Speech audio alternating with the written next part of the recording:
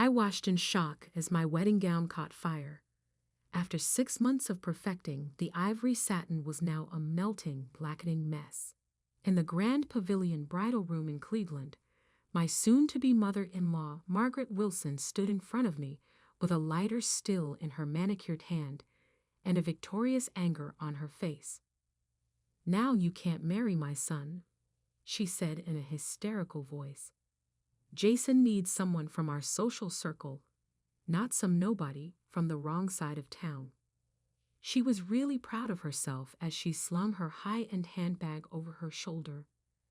At 25, I never thought I'd be seeing my wedding gown burn half an hour before I walked down the aisle. My name is Valerie Mitchell. The moldering cloth at my feet contrasted sharply with the lavender skirts of my 3 bridesmaids who stood still in disbelief. I went for my phone and said, "MRS. Wilson," in a remarkably calm voice. "You have no idea what you just did." The sound of her laughter was as fragile as glass. "What did I do?" "I prevented my kid from making the worst decision of his life. You believe that working at a local advertising business and attending a community college qualifies you for a Wilson.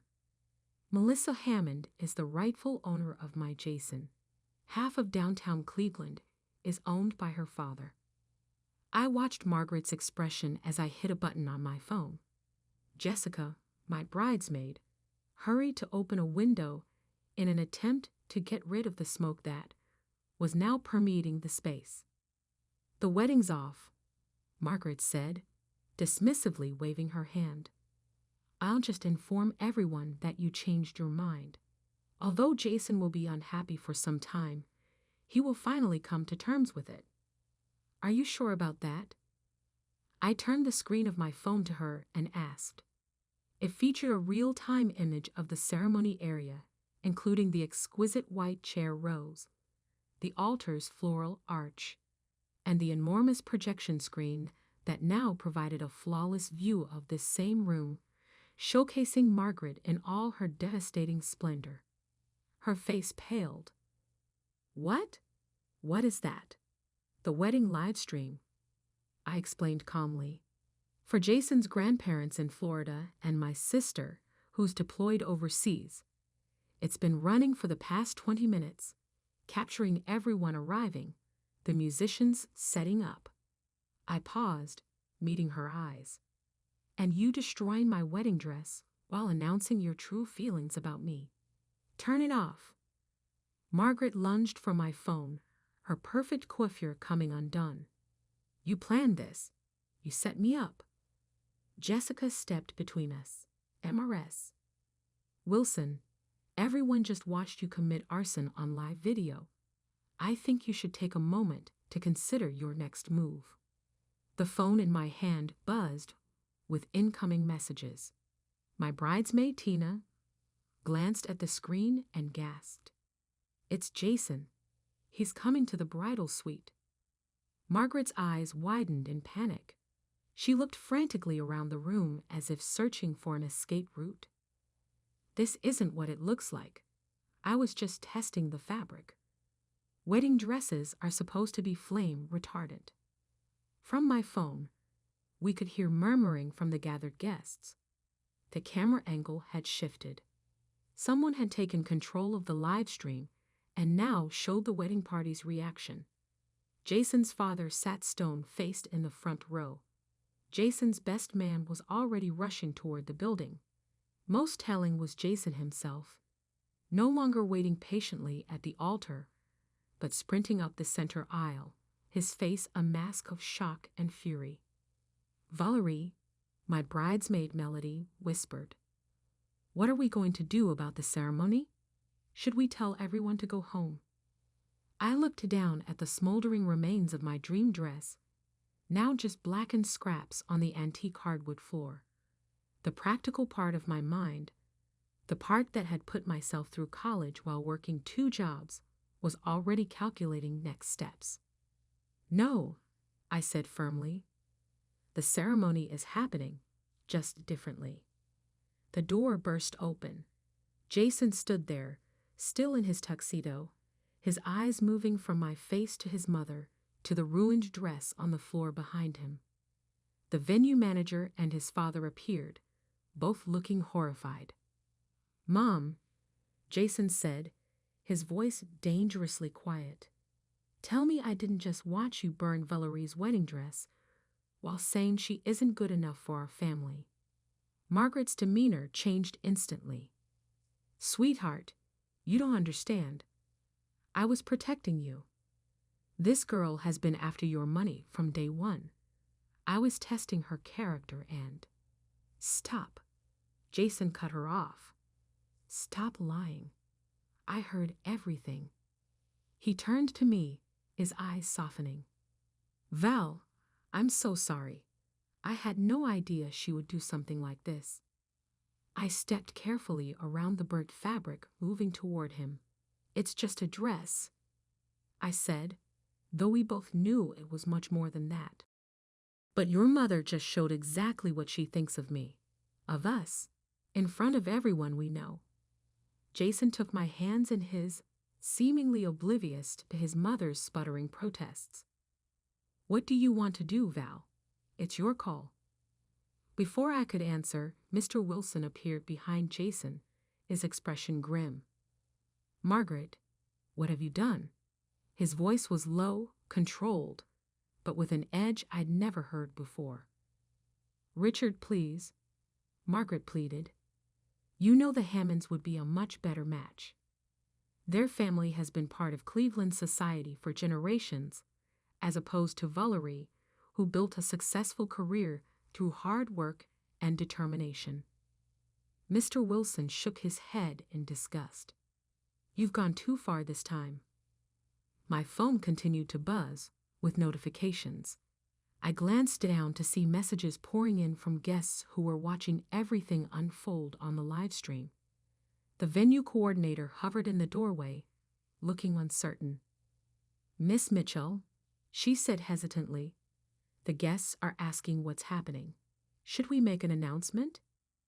I looked at the ruins of my dress again, then at my bridesmaids in their lavender gowns. A plan was forming in my mind, one that would turn Margaret's attempt to sabotage our wedding into something entirely different. "Tell them there's been a change of plans," I said, "but the ceremony will proceed in 20 minutes. Margaret scoffed. "In what, your underwear? You can't possibly." "In my backup dress," I interrupted calmly. The room fell silent. Jason looked at me in confusion. "You have a backup dress?" I hadn't, of course, but 6 months of working with temperamental clients at the advertising agency had taught me to always have a contingency plan. "Melody," I turned to my bridesmaid. "Remember that photo shoot we did for Cleveland Bride last month? Call Eliza and ask if her sample dress is still available." Melody's eyes widened in understanding. "The ivory sheath with the lace overlay. It should fit you perfectly." Jason's father stepped forward, pulling out his phone. "I'll have my driver pick it up immediately." "Where is it located?" As they coordinated the dress retrieval, I turned back to Margaret, who stood watching in disbelief as her plan unraveled. "You really thought a dress would stop this wedding after everything Jason and I have been through? But everyone's watching," she hissed, gesturing at my phone. "They all saw what happened." "Yes," I agreed. "They did. And now they'll also see what happens next." I turned to address the camera directly, knowing the guests were still watching. "To everyone waiting, thank you for your patience. The ceremony will be slightly delayed, but love always finds a way, even when someone tries to burn it down." A cheer erupted from the phone speakers, the guests in the ceremony space showing their support. Jason squeezed my hand, pride evident in his eyes. "Mom," Jason said firmly, "you need to leave. Dad will take you home. You are no longer welcome at our wedding." Margaret's face contorted with rage. "You would choose her over your own mother, After everything I've done for you. After what you've done today? Jason countered. Absolutely. The next 20 minutes passed in a whirlwind of activity, while Margaret was escorted out by security after Mr. Wilson apologetically insisted on it. Eliza from Cleveland Bride arrived with not one, but 3 sample dresses. The bridal suite transformed into an impromptu fashion headquarters with my bridesmaids, the venue coordinator, and even some of the female guests who'd volunteered to help. This one, Jessica declared, holding up an elegant ivory sheath dress with delicate lace detailing. It's perfect for your figure, and we can have it ready in minutes. The venue's seamstress, who had originally been hired just for last-minute adjustments, worked miracle after miracle with safety pins and quick stitches. Meanwhile, Jason had returned to the ceremony space to address the guests in person through the live stream, which someone had thoughtfully positioned toward the altar. I know today didn't start the way any of us expected, he was saying, his voice steady despite everything. But Valerie and I have always believed that it's not the perfect circumstances that make a marriage work, it's how you handle the imperfect ones together. A round of applause followed his words. I smiled as Melody adjusted the borrowed veil on my head. There, she said, stepping back to admire her work. You look absolutely stunning. The dress wasn't what I'd planned to wear when I became MRS. Jason Wilson, but as I looked in the mirror, I realized it suited me perfectly, simpler, more elegant, and somehow stronger than my original choice. Like me, adapting to circumstances rather than being defeated by them. Mr. Wilson knocked gently on the door before entering. His eyes widened when he saw me. Valerie, you look beautiful. He paused, his expression pained. I want to apologize for Margaret. Her behavior was inexcusable. You don't need to apologize for her, Mr. Wilson, I replied. You didn't burn my dress. He nodded gratefully. Jason sent me to tell you that everyone's ready whenever you are. He added with a small smile. Your boss from the agency is here.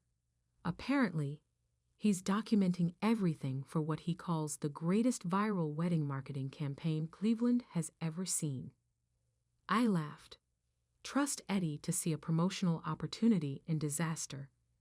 The advertising world had taught me that sometimes the most compelling stories come from overcoming unexpected challenges. The venue coordinator appeared at the door. We're ready when you are, Miss Mitchell. The musicians are prepared, and we've adjusted the lighting to complement your new dress. Wait, I said, an idea forming. The live stream is still running, right? When she confirmed it was, I made a quick decision. Can we project it in the ceremony space for a few more minutes? I'd like everyone to see us walking from here to there the whole journey, not just the arrival. 10 minutes later, as my bridesmaids and I made our way through the venue's garden path toward the ceremony space, I knew every step was being broadcast to the waiting guests, not as a traditional bridal entrance, but as something more powerful, a statement that nothing, not even a vindictive mother-in-law with a lighter, could stop this wedding. As we approached the doors to the ceremony space, I could hear the guests' applause growing louder. Jason waited just inside, his face lighting up when he saw me. Ready to get married? He asked, taking my hand.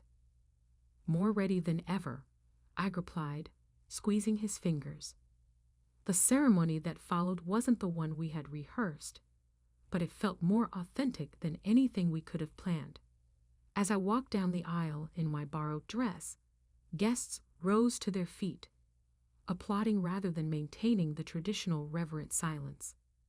Their faces showed not just the usual wedding joy, but something deeper: respect, admiration, solidarity. Jason's father stood proudly in the front row, occasionally glancing at the empty seat where Margaret should have been. His eyes met mine briefly, conveying wordless support. Our officiant, Pastor Mitchell, no relation, though we joked about it, improvised beautifully. "Dearly beloved," he began, "we are gathered here today to witness not just a wedding, but a triumph of love over adversity. Valerie and Jason have already faced their first challenge as a couple, and they've met it with grace, resilience, and unwavering commitment to each other. During our vows, Jason added lines that hadn't been in our rehearsal. "I promise to stand by you against anyone who tries to come between us," he said, his voice carrying to the back of the room and beyond to those watching the live stream, especially if that person is from my own family. When it came time for the exchange of rings, a moment of panic crossed Jason's face. The rings had been with his mother during the pre-ceremony preparations. Mr. Wilson quickly stepped forward, producing the velvet box from his pocket. "I took the liberty of retrieving these earlier," he explained quietly, "just in case." After we were pronounced husband and wife, the celebration that erupted seemed to release all the tension that had built up throughout the afternoon. As we walked back down the aisle, I noticed Eddie, my boss, filming discreetly from the side. He gave me a thumbs up that somehow managed to be both professional and genuinely emotional. The reception that followed in the Grand Pavilion's ballroom had an atmosphere unlike any wedding I'd attended before. Instead of polite conversation and standard wedding rituals, there was an almost festive defiance in the air. Someone had hastily created a custom Snapchat filter featuring a phoenix rising from the ashes with our names underneath. "Your wedding is trending locally on social media," Jessica informed me as we entered the reception. "People are using hashtag #NoRisingFromTheAshes and hashtag Can'tBurnLove." Jason's college roommate Tom, who worked in public relations, approached us with his phone. The Cleveland Plain Dealer wants a statement. Their lifestyle editor saw the live stream. Apparently, her niece was a guest, and they're calling it Cleveland's most resilient wedding. "Tell them we're just grateful for everyone's support," Jason replied, his arms secure around my waist. "And that true commitment means facing obstacles together, not running from them." As the evening progressed, I noticed Mr. Wilson speaking intensely with various family members. Damage control evident in his gestures and expressions. Jason's Aunt Diane approached our table during dinner, leaning down to speak privately. "Richard is beside himself," she confided. "Margaret's been escorted home, but she's threatening to cut Jason out of the family business if he doesn't come to his senses. Richard told her that after today, she's the one who needs to worry about her position in the company." Jason squeezed my hand under the table. "Dad's always been the backbone of the family," he said. "Mom just never realized it because he let her think she was in charge." As our first dance began, I couldn't help but notice the empty tables near the front of the room spaces reserved for Margaret's country club friends, who had quietly disappeared after the incident. In their place, colleagues from my advertising agency had moved forward, filling the void with genuine support. "Mr. Wilson is handling damage control like a pro," Eddie commented, approaching us after the dance with 2 glasses of champagne. "He's personally thanking everyone for staying while subtly letting Margaret's allies know they won't be missed." Jason nodded, watching his father work the room with newfound respect. "I think this is the first time I've seen him stand up to her so publicly," he murmured. 27 years of marriage, and today was his breaking point. The wedding photographer, initially hired by Margaret, approached us cautiously. "MRS. Wilson, the younger MRS. Wilson," she clarified with a smile. I've captured some beautiful moments today, but I wanted to ask about the dress incident. Some of the guests took photos. Would you prefer I request they keep those private? I exchanged glances with Jason before answering. Actually, I think honesty is the best approach here. This is part of our story now. As if on cue, my phone buzzed with a notification. The short clip of Margaret setting fire to my dress had already been viewed over 20,000 times on a local Cleveland news page. The comment section overflowed with support, interspersed with stories from other brides who had faced difficult in-laws. You might not have planned it, Eddie said, scrolling through the comments, but you started a movement. Standing strong in the face of toxic family relationships is resonating with people. Jason's cousin Maya appeared at our table, her expression a mixture of embarrassment and determination. I want you both to know that not everyone in the family shares Aunt Margaret's views, she said firmly. Most of us think she crossed a line that can't be uncrossed. Thank you, Mia, I replied, genuinely touched. That means a lot. As the evening progressed, Jason received a text from his father. He read it silently before showing me the screen. Your mother has locked herself in the guest house, he said. She's demanding I choose between her and that girl.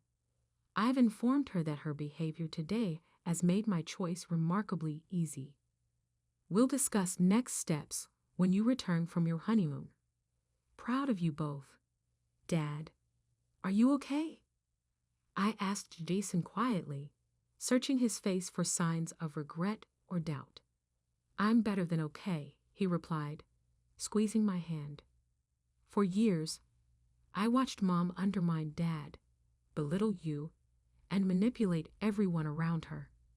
Today, she finally showed her true colors to everyone, not just us. It's like a weight has been lifted. As the reception continued, I noticed something remarkable happening.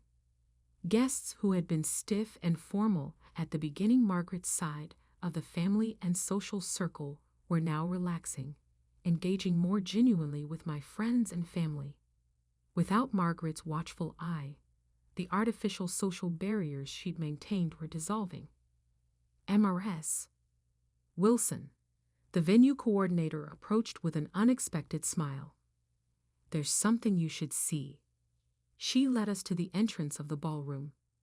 There, prominently displayed on an easel, was a large photo frame filled with dozens of handwritten notes from guests. The heading above them read, Messages of Love and Resilience for Valerie and Jason. Your bridesmaids organized this, she explained. They asked guests to write messages of support after what happened. 1 week into our honeymoon in the Maldives, the full impact of what had happened at our wedding was still unfolding. Jason and I sat on our private deck overlooking crystal blue waters, scrolling through messages on our phones during our daily check-in with reality. Dad says Mom's staying with her sister in Cincinnati, Jason said, setting his phone down. Apparently, Aunt Linda is the only person who still believes her version of events, that she was testing the dress fabric and everyone misunderstood. I smiled, adjusting my sun hat. Hard to misunderstand someone shouting, "Now you can't marry my son," while holding a lighter. The Cleveland media had picked up our story in earnest.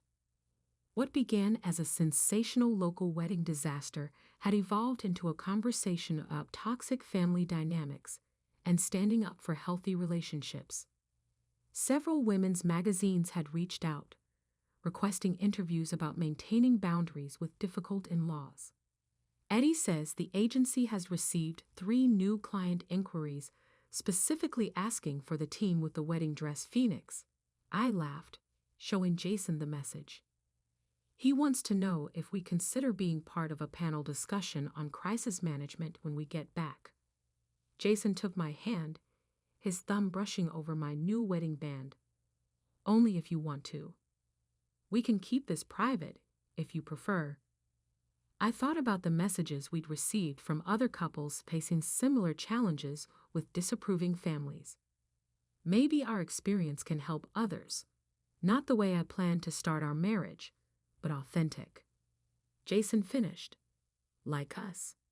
3 months after our wedding, Jason and I attended the Wilson Family Foundation's annual gala, our first major public appearance since returning from our honeymoon. The event, typically orchestrated by Margaret, had been completely reimagined under Mr. Wilson's direction. Nervous? Jason asked as our car pulled up to the Cleveland Art Museum. A little, I admitted, smoothing my gown.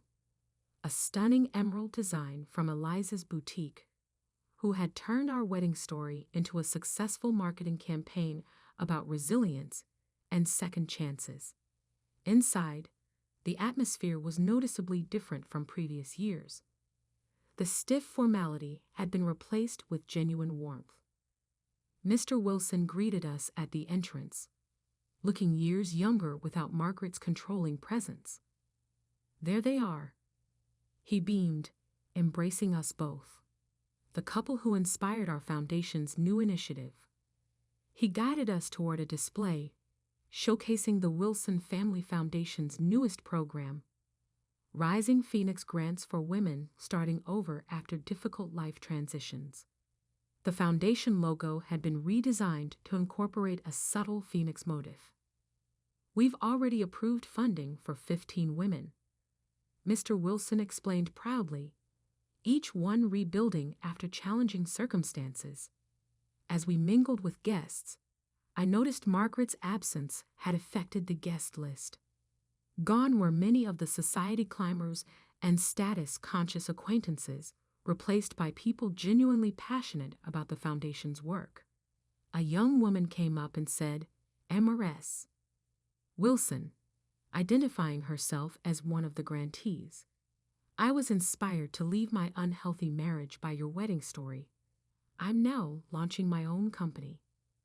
Later that night, as Jason and I were sitting quietly on the patio of the museum, he got a text. He said, "Mom's coming back to Cleveland," with a contemplative look on his face. "Dad says she's agreed to counseling if she wants any chance of reconciliation." I gave his hand a firm squeeze. "We deal with your parents together, no matter what occurs," similar to how we handled the wedding. Grinning, he drew me in. Some flames are meant to destroy, others just reveal what's unbreakable.